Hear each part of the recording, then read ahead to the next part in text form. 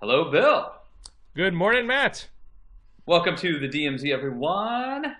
Things are good. It is a post-debate day. We're taping this on Friday morning. Now, I Last know, night, Matt, you don't usually expend excessive energy on the Democratic side of things.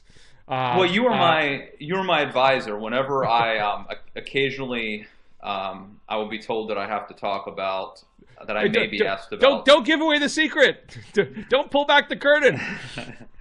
Well, no, you gotta have people that you go to who know their stuff and who can give you some ideas and tips.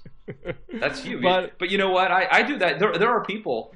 There are prominent people who will go unnamed on the other side of the aisle who go on TV and they'll ping ideas off me, and sometimes it ends up working its way into columns or TV commentary. Because I'm focused on the right mostly. So I'm curious. Did you watch the debate last night? I did not. I was actually in Syracuse.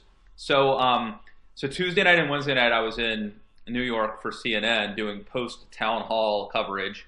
They had the families, the Trump families, the Cruz families, and then I ended up flying to Syracuse last night. Actually, it was funny. The guy who hosted me. We had about 75 Republicans who came out to hear me talk about the book, and I signed books. But the guy who hosted me is chairman of the Onondaga Republican County Party, and he's also a co-chairman for Donald Trump's New York campaign. So it was an interesting night. I had to rework my speech so I didn't get murdered. Just the fact that Trump has a county chairman in any state in his campaign, to me, is stunning. He's actually got, I think, a lot of them in New York, and so yeah, he's going all over. In fact, I should have just stayed in Syracuse because Cruz is actually going to be there today, Friday, and I think Trump is coming on Saturday to give a big rally up there in Syracuse. So I should have just, you never know. I booked this thing months ago. But hindsight's 2020. I should have stayed put. I did go to a really cool, a place Bill. It's called Dinosaur Barbecue. Oh yeah, and very famous. I'm told that George Soros has some sort of a stake in that place. But I tell you what, I recommend it. Great barbecue. I really enjoyed myself. You, Matt Lewis, fund the George Soros empire. You are part of the Trilateral Commission pulling the strings by going to Soros-infected barbecue. So congratulations. Now you sound like Dale Gribble or something from King of the Hill. Look, anytime you can eat barbecue, and I have to say, I told him for Yankees, they do pretty good barbecue. I mean, it was good. There's a place here in my local little area in Delray that I like called Pork Barrel Barbecue. And so I'm a barbecue fan. And it's also the thing, it's my wife's a foodie. But that's the one kind of food that she does, probably because it's not highfalutin enough, that she doesn't. So, that's kind of the thing I do with guys. I go out and find the right barbecue. There's so many different kinds of barbecue. I mean, there is highfalutin barbecue. You need to find a place that she will accept. My favorite barbecue are places in Austin, Texas that are actually attached to gas stations. Those are the best barbecue places that you'll go to. But this place gets my thumbs up. So if you're in Syracuse, check it out. And but as a consequence, Bill, to answer your question, I did not watch a second of the Democratic debate. Does that make you sad? I mean, as a lover of political theater, you're like, oh, this is good. This is the battle in Brooklyn. Oh man, I wish I could have seen that. Or are you just like, it's the Democrats. I just don't care.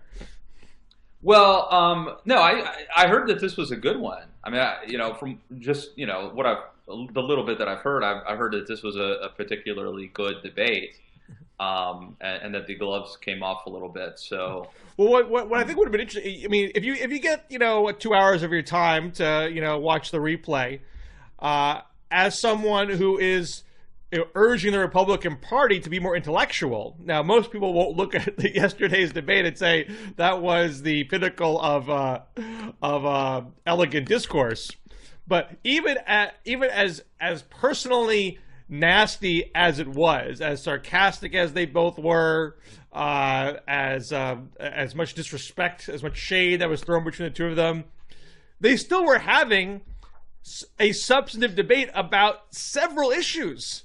I mean, and in some cases going deeper than in any other debate. And, you know, for example, they had a very sharp exchange over foreign policy with Israel. They went deep on how best to combat climate change.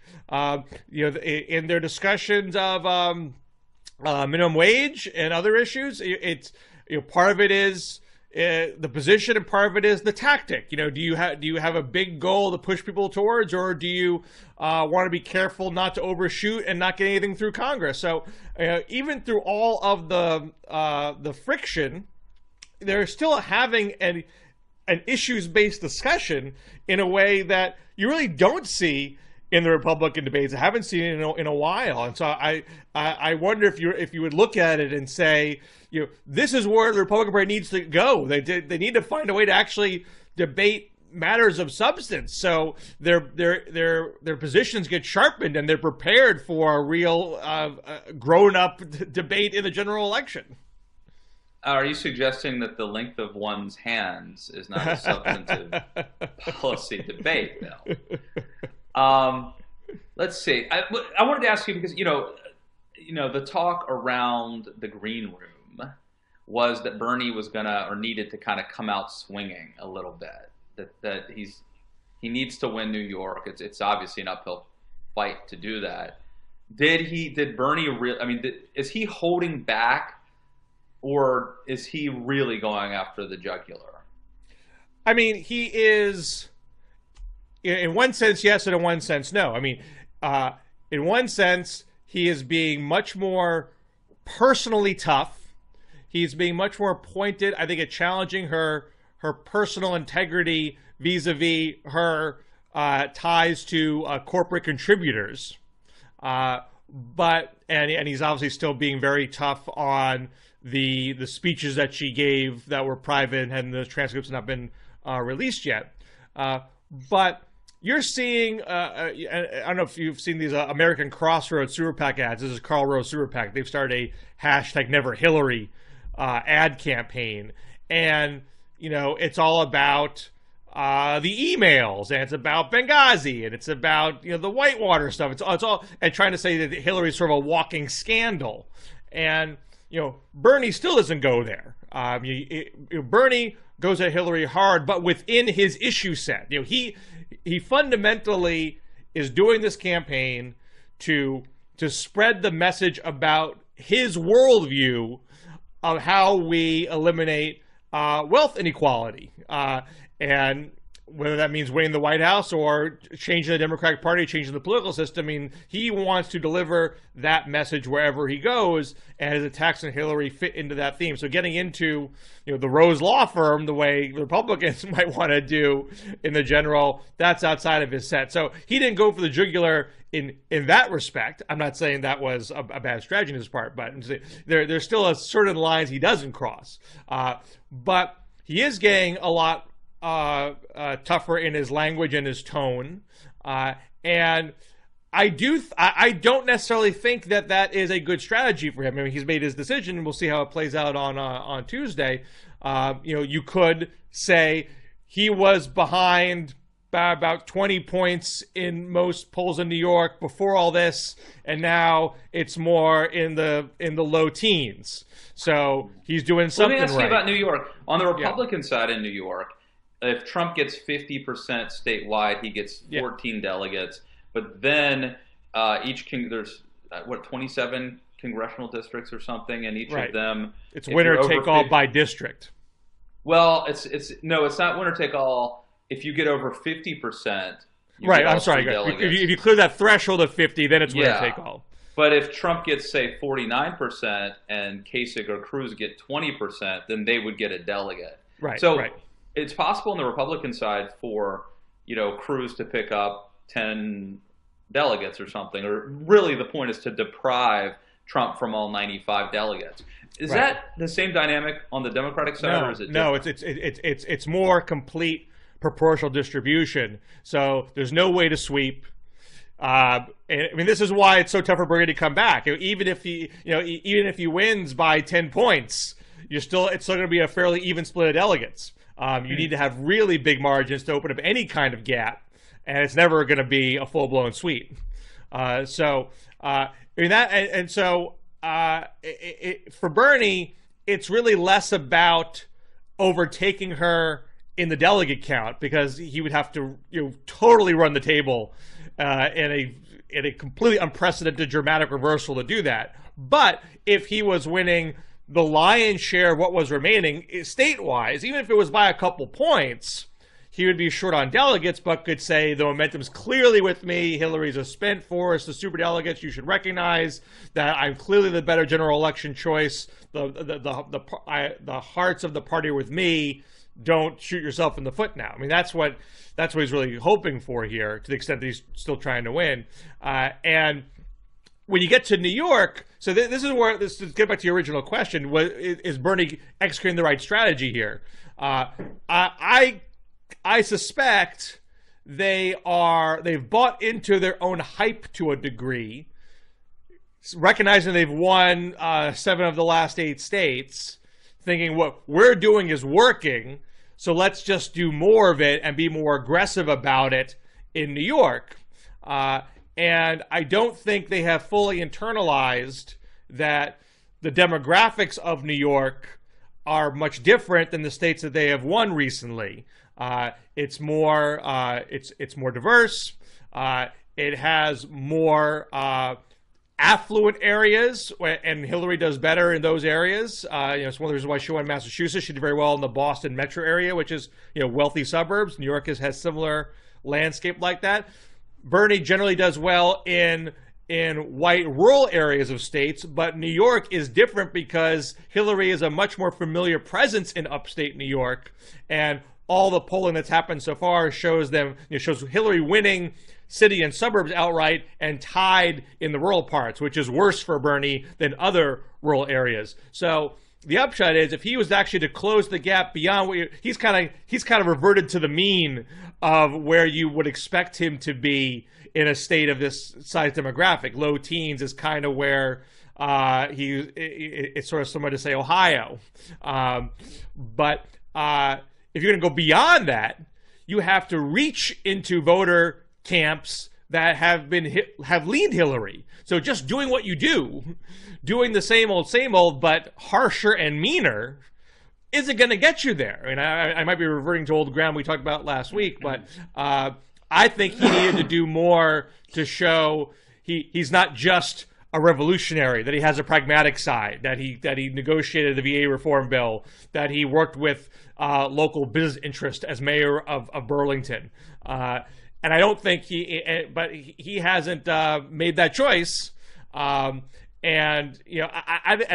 would even go as far as to say that people who thought Bernie was going to run an up and up positive campaign, I wouldn't necessarily say all Bernie supporters feel this way, but I have come across a few that said, that's not the Bernie that I signed on to. Not that they've abandoned him totally, but it made him a little uncomfortable that he was not running a classic Bernie campaign, that he was acting more like a traditional politician this way. So did anybody win the debate, or is it just sort of a stalemate? Yeah, I mean, I if you look at Twitter commentary, I think partisans like their person. That Hillary partisans think she got the better of Bernie, showing that he was not pragmatic and wouldn't answer questions that pressed him on policy specifics. And Bernie people feel like he exposed Hillary as being duplicitous and calculating and trying to have all sides on various issues. Like she'll say, she said I'm for a $12 minimum wage. And then when pressed, would she sign a $15 bill? She said yes, but only if it gets through Congress. She has a sort of similar two-step when it comes to fracking. If the locals want to ban it, fine. Otherwise, I'll just regulate it. That kind of stuff rankles the Bernie supporters. But I think that just leaves you in a status quo where for New York, she's up by 10 plus. I don't think there was a gaffe moment that changes people's perceptions. And even if there was a gaffe moment, we don't have a lot of evidence that those sort of moments really do change the underlying demographics of a race. It has to be really, truly, stunningly awful to really change the game. Nothing matters. Well, I don't think that. I mean, I think a lot has mattered. You saw this in the 2008 race too. After a handful of states, they've had a bunch of debates, they've made their cases, and people generally make up their minds, and they tends to follow. And there's some demographic sorting that goes on. And you can kind of predict where things are going to go from there. They're not saying that much all that different than what they have said. It's just meaner and nastier. So why would you expect there to be a dramatic change? Did you ever see the movie SFW, the Stephen Dorff vehicle? No, I haven't. SFW from the 90s. I have not. It was ahead of its time. If anybody's seen it, I think you can on demand it right now. But it had like Jake Busey and the chick from Chasing Amy and Stephen Dorff, and it had a great soundtrack. Creep, the Radiohead song "Creep." I think that was actually the sound. I think it was on the soundtrack to that. I think that's where the song maybe originated. But it was very ahead of its time in terms of like reality TV and stuff.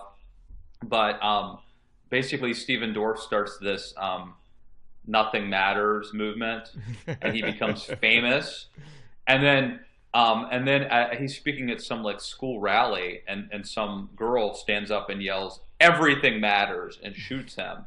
And then she becomes this cause célèbre, and the Everything Matters movement sweeps the nation. So I don't know. Every time somebody says nothing, the whole "Nothing Matters" on Twitter thing about Trump or whatever, I can't help but think of that movie, which I think is pretty. I mean, it doesn't really hold up now, but I think it was way ahead of its time. Well, to the extent that everything still does matter, and we'll close out the Democratic discussion with this, so we can shift to the Republicans. The Bernie people are not, even though they're behind and will likely stay behind, that the path for them winning the most delegates is pinpoint narrow. The notion that they could win over the supers at the end of the day seems a little fanciful to me. But they're not only digging in their heels, they're not only criticizing the rules of the game. You're hearing more. Your Jane Sanders is out there saying that's wrong, that New York is a closed primary and independents can't vote, and so Bernie people.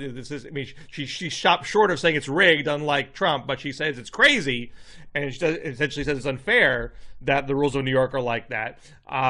They are, they're being more personally critical of Hillary as a candidate and questioning her general election viability, and they're saying that they are likely to contest the nomination at the convention and try to twist super delegates' arms on the floor and try to win it on the floor. So that suggests that the healing process is not going to begin anytime soon. So, the question, may I put to you is, does this make you hopeful that the Democratic division is as bad as Republican division right now? I would argue that Republican division is still worse, but you can't deny that Democratic division exists. Yeah, it's not as bad as my book argues. The problems are disproportionately on the right, but it does. It's there. It's just not as bad. Some of the same problems, In fact, the Trump supporters and the Bernie Sanders supporters have a lot in common. I think there's an argument now as to, we talked about it before, Bill. Like the Democrats had their time in the wilderness in the past, but now I'm starting to wonder if maybe they won't have this same crackup, that it's just delayed, that they're going to go through this too. They've got a president now to sort of impose discipline and order, but I'm wondering if the phenomenon that's happening among Republicans now, if Democrats might not be a couple years away from that happening to them. And George H.W. Bush couldn't keep the Republicans together by 1992. Reagan kept the party together for 8 years. Bush was not as beloved a figure. And then by 1992, after he broke the new taxes pledge, Pat Buchanan took up the populist right and exposed Republican division there. After FDR, you had some Democratic crack up, both on the left and the right. You had the Henry Wallace progressives and the Strom Thurmond Dixiecrats pulling at the two sides of the Democratic Party, although Truman still overcame that and won election in his own right. So it's not unusual to see a degree of fraying after a highly popular figure. What I don't think we can know, there's a Ron Brownstein article in The Atlantic that talks about the generation gap and how essentially the Sanders base are the future of the party. The older ones will die off. They will get older, and they're clearly a more socialist-friendly force, Democratic socialist-friendly force. There's a piece in the Washington Post by James Downey saying or urging them, you should get involved in Democratic Party infrastructure because you are the future. There's the establishment is much older. They're gonna move on, and you could really take the reins. What I don't think we can predict so easily is how radical will Democratic youth remain 10 years from now. Right now, they seem to be very animated by the notion that the economy is rigged against them, and that their prospects are bleaker because of the way politics operates. And we can't say today what the economy looks like 10 years from now. The 60s generation was obviously very, very left, but they moderated to a degree as they got older. Would this generation moderate as they get older if economic prospects continue to steadily improve over time? They say, oh, well, I was really worried 10 years ago, but now things aren't so bad. I get what people were saying before. Or do things remain as they are today and their frustration only builds? That I think is more of an unknown. No, I think you're totally right about that.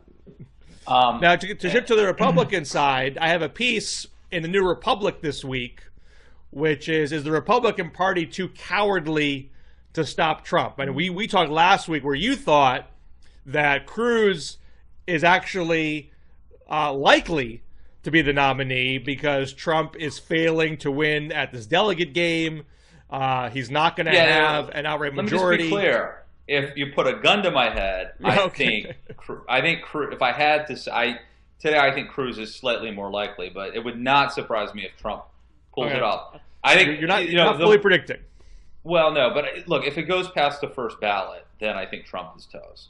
But it's possible that Trump can get to 1237, and it's also possible that he can show up at the convention a few votes short and wrangle some for the first. Right, I think there'll be at least 160 unbound and maybe more.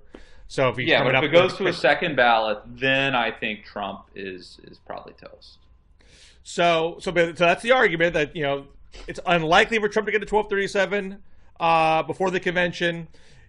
There are not only unbounds that are anti-Trump, there are arguably nominal Trump delegates who are anti-Trump and will abandon him quickly on the second ballot. So Trump looks much weaker than he actually is. My argument was coming off of the Paul Ryan announcement that not only would he not accept a draft at the convention, but that nobody should be the nominee if they did not compete in the primaries. And to me, that was a real surrender to Trump. You're taking a pretty big chess piece off the board if you're saying that nobody can be calling off the bench. I don't know why he felt it was his. I normally agree with Ryan, but I don't know why he felt that it was his responsibility to say that. Like it's one thing if he wants to eliminate himself, then I think that's entirely appropriate and do it in Sherman-esque manner. But to then say that. To urge the rules committee or whatever to say that that no white knight could emerge. I mean, what if the thing goes 15 ballots or something? Why take that option off the table? And why is it his responsibility who asked him for that to go there? Well, I think it's an indicator, and not the first one, that the Republican establishment is afraid of confronting Trump directly on the floor. They don't want to be blamed for whatever division / schism / rioting ensues I think they are more comfortable with that. They probably assumed that 2016 is a bust regardless. So let the chips fall where they may. If it's Trump, but see, it's I Trump. think that's, well, number one, I think it's a mistake to think 2016 is a bust. I mean, you know, I wouldn't write off the chances that Republicans have, whether it's Cruz or Trump, to win. I mean, like, I'm not saying they're great, but to just write it off, I think, is a huge mistake. And I think that, look, as I said before, I think that, you know, if Trump, you know, it's one thing for Cruz to, quote, steal it from Trump. It's another thing for Paul Ryan. Like, one, I think, is palatable, and yes, there would be some pushback. But the other, I think, would be viewed as egregious. But what if this thing goes multiple ballots? I mean, anything could happen, but, you know, anyway, that's my take. I wouldn't write off anything. Hillary could happen, a very vulnerable in the candidate. hot box of the convention. But you have Trump already out there saying they're subverting democracy. The game is rigged. The party is trying to take away the votes of the people. And in my mind, Ari Melber at MSNBC did a numbers crunch. Trump has today 45% of the delegates, 37% of the popular vote so far. So it's not like he is, really running up the score and has clear-cut majority support. So there is an argument to say you don't deserve the nomination right away. You haven't earned majority support yet. But how do you then go to Cruz and say the guy with 37% of the vote doesn't get it, but the guy with 28% of the vote gets it instead? That's a tough switch. But Bill, if you're going to make that argument, then you should just say that the plurality wins, that you don't need a majority. Well, you could have said, you're all losers. All you went through the gauntlet, and no one likes any of you, so I have no choice but to go to the bullpen and go to Paul Ryan or go to Mitt Romney or go to some general and say we got to go with a clean slate here because you guys gave it your best shot and you came up short. But now you can't do that. You can't do that now. That's off the table. Or no, at least you can do it. You can, just because Paul Ryan declared from on high something doesn't mean that it's going to be that way. I don't think it gives Trump an extra talking point. It gives Trump the ability to say, the highest elected leader in the U.S. Congress said this is an illegitimate thing to do. Totally, and he's going to be the chair of the convention as well. Right, Ryan is. I think it was a mistake for him to do that, and I don't know why he thought that it was appropriate for him to do that, other than to just provide himself a little bit of cover for, to show that he really means it when he says, not only should I not be, but I'll go a step further. But I think that was a mistake for him to do and not helpful, frankly. But do you agree with my underlying point here that this is a sign that, numerically there is almost surely to be a way to stop Trump, but you have to have the will to withstand all of the charges of subverting democracy and the threat of riots in the streets in order to stop Trump. And based on what Ryan has said, based on how John Boehner ran away from Congress, based on how Mitt Romney was afraid of the far-right anti-immigration force in 2012, the history of cowardly behavior of the Republican Party towards the more rabid elements of the Republican base, what is the evidence that they actually have the gumption to withstand the heat that Trump and his minions are going to foist upon them if they try to stop him?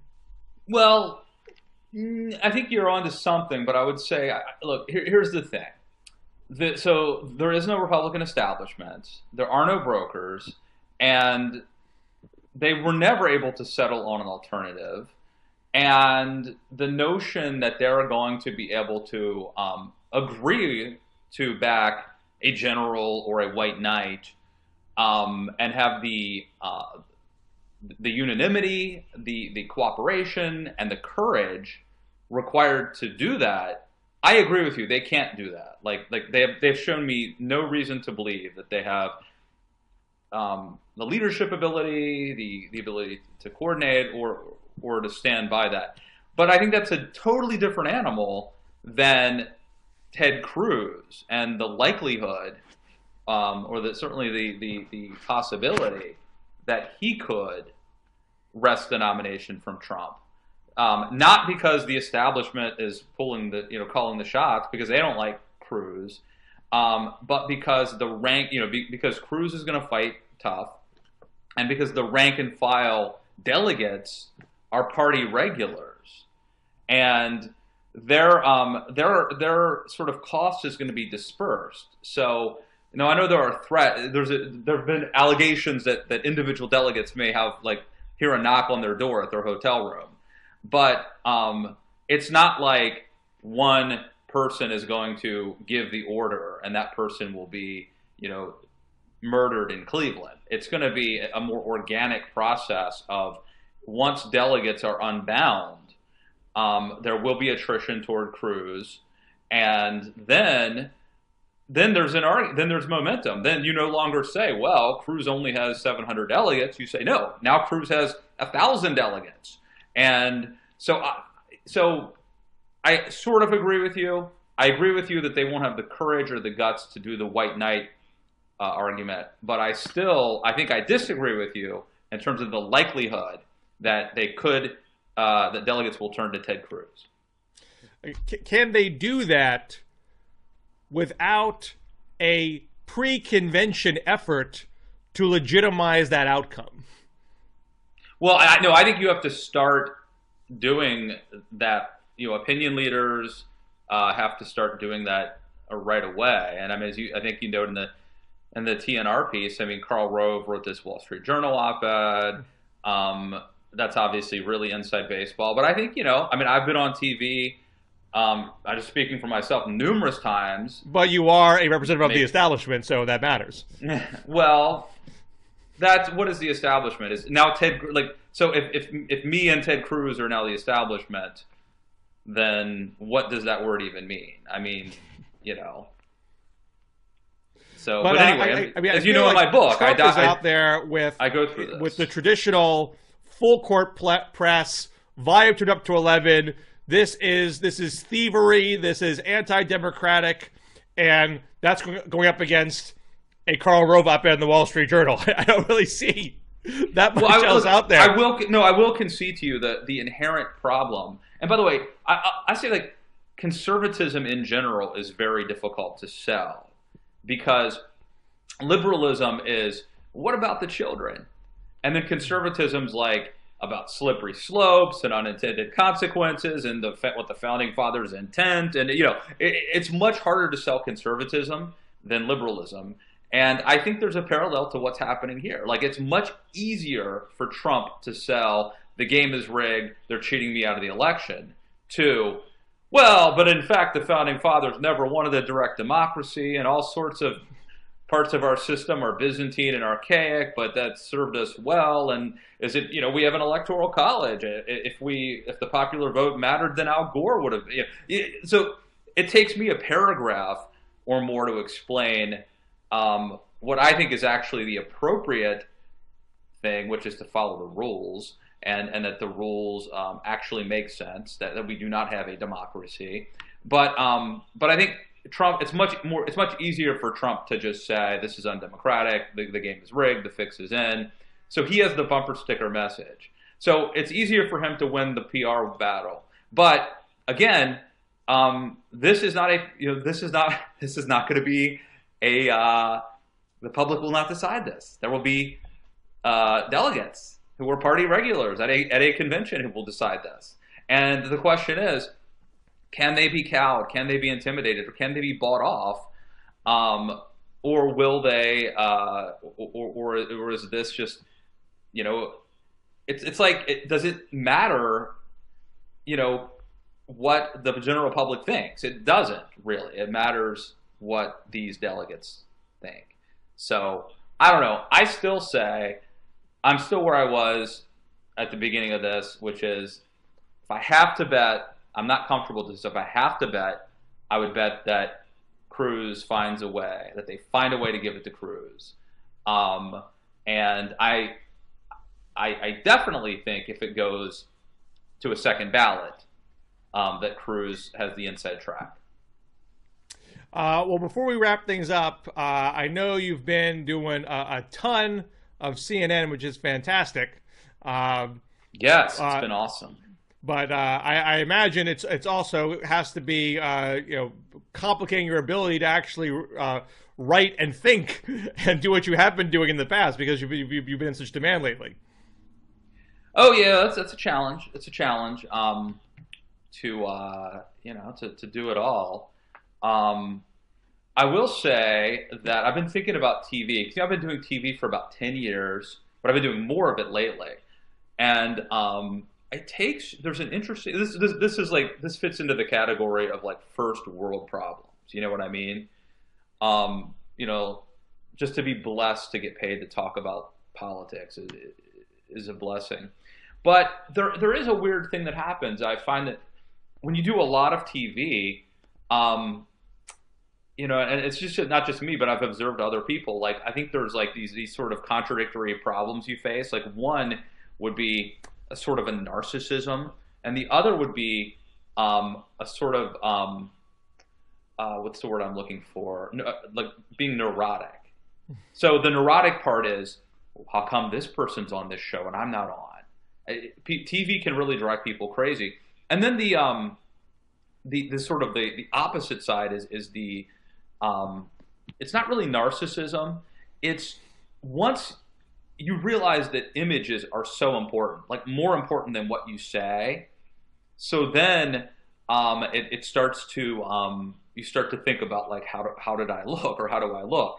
And so like the other night I was on, we did this town hall after after like the Cruz and Trump town halls, they would come to us, and normally you're sitting behind a desk, but this was like we were sitting on stools, and so it's really weird all the stuff you have to learn. Like one of the things I learned a long time ago is when you're sitting on a stool, like if you don't have a desk in front of you,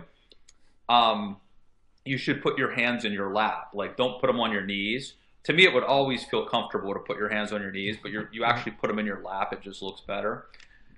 But normally when I'm on TV, I like actually button my sports jacket because you can't really see below the desk. But this particular occasion, I buttoned it and there was no desk.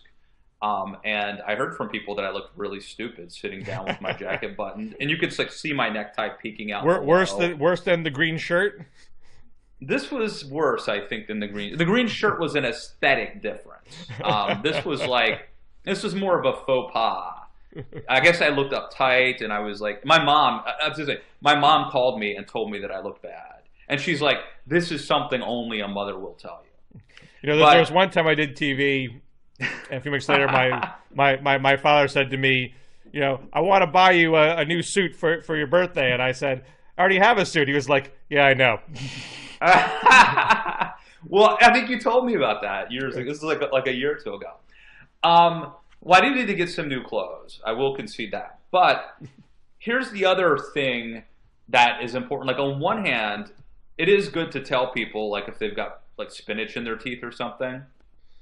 But what doesn't work is telling people after they've done something that they looked horrible.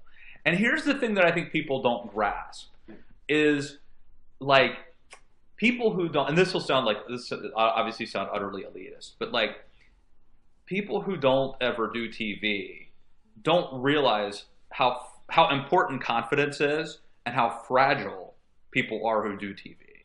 And I hear all the time about, female pundits and commentators who are always criticized for how they dress or yada, yada, yada. But I think it works for dudes too. And so there's this great episode of 30 Rock. I'm a huge 30 Rock fan where, Liz Lemon, the Tina Fey character who is like normally the writer, she comes up with this thing called That's a Deal Breaker. You remember that? Right. The Deal Breakers. And so she's going to get her own show, a Deal Breaker show. And Jack Donaghy happens to mention, I forget what he says. It's something about her appearance.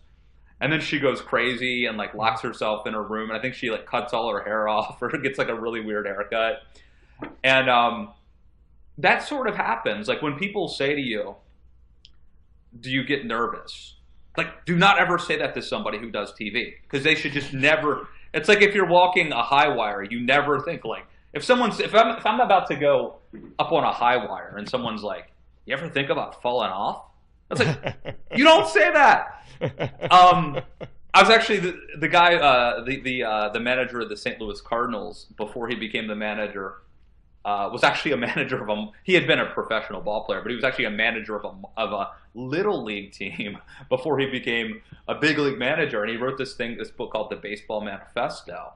And one of the things he says is, he says parents shouldn't ever say anything at a little league game. Like, you can go to a little league game, but don't say anything. Don't even cheer for your kid.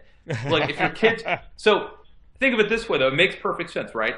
Let's say that you're about ready to go up to bat. And you're walking up to the plate, and you hear your mom go, "You can do it, Matt! You got it!" Like, now I'm like, maybe I don't have it. Maybe I can't hit the ball. Like, I was thinking that I could do this, but now my mom, it's not even just, my mom is telling me I can do this. Maybe I can't, like, just shut up. And I think this is like, this is dedicated to the one person out there who maybe is watching this.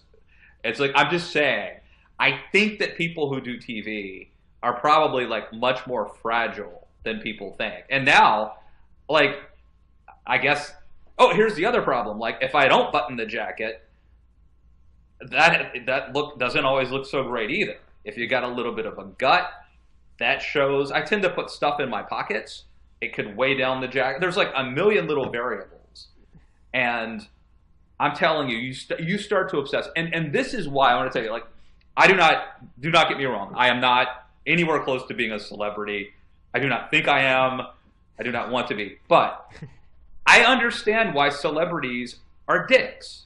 And I understand why they're like, what's the lighting going to be like? Who's going to, what questions will Mr. Lewis be asked? Or even like having like someone, like a handler who's like there with you, like making sure that you look good. Like all those little, I understand why these people become like neurotic and self, like whatever. I just think like it's a visual medium, and at some point it could, if you're not careful, if you do not have a proper handle on your life, you could become one of those people. You could be driven crazy by it. Well, now I know whenever I see you on TV, that inside you're an insecure puddle that's on the verge of snapping. And, that's a deal breaker.